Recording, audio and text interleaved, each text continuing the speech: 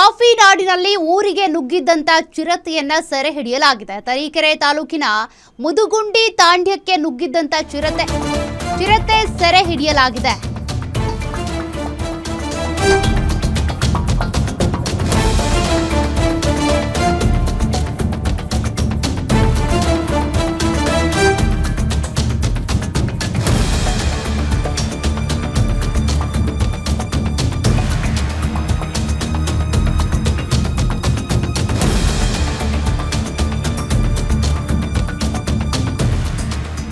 ನಿನ್ನೆ ತಡರಾತ್ರಿ ಜನವಸತಿ ಪ್ರದೇಶಕ್ಕೆ ಲಗ್ಗೆ ಇಟ್ಟಿದ್ದಂತ ಚಿರತೆ ಮುದುಗುಂಡಿ ತಾಂಡ್ಯದಲ್ಲಿ ನಾಯಿ ಬೇಟೆಗೆ ಬಂದಿದ್ದಂತ ಚಿರತೆ ಸೆರೆ ಹಿಡಿಯಲಾಗಿದೆ.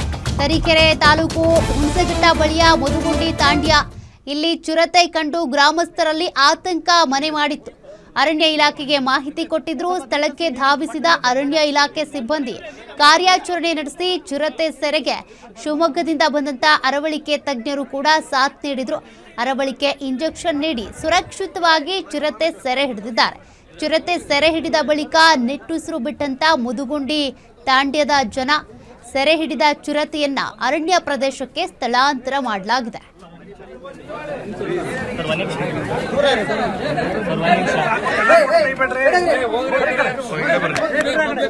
ಸರ್,